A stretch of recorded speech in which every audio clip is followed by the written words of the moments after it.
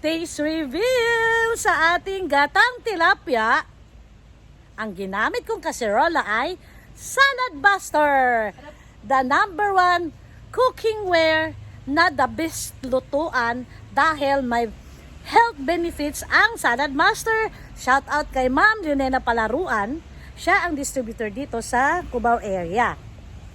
So, kung gusto nyo bumili ng Salad Buster, just PM me. So, eto na guys ang aking gatang tilapia with pechay,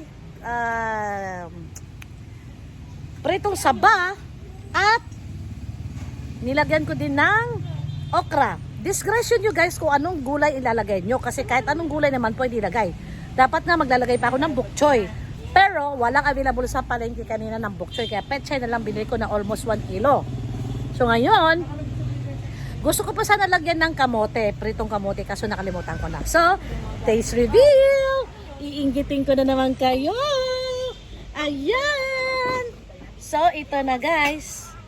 Ayan. So, ating kanin guys ay half cup lang. Kasi, madami akong kinuhang gulay.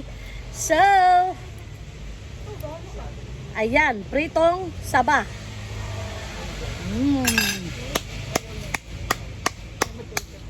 Harap!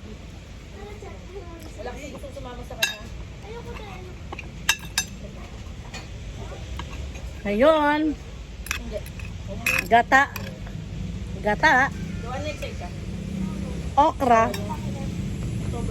pechay. Ayan, okra, pechay, gata, plus konting kanin. Ayan.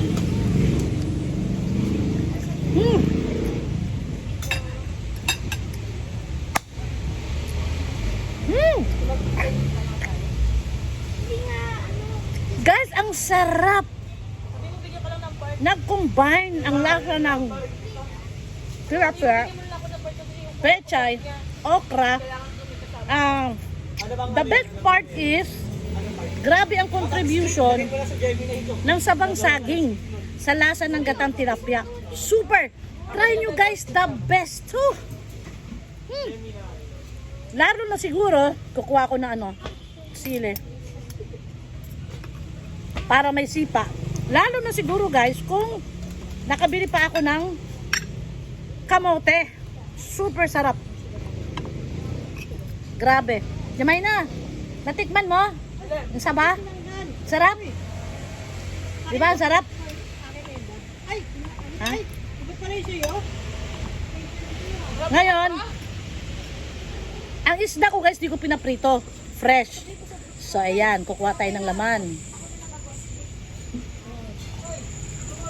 Yan, laman.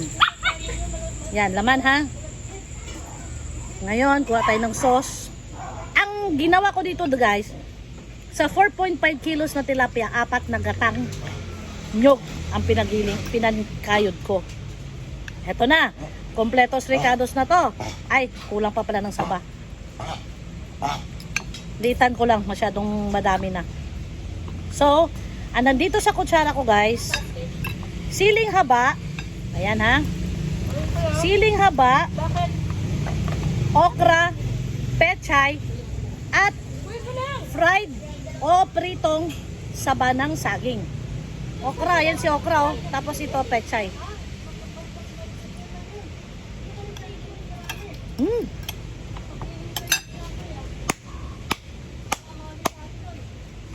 Super sarap.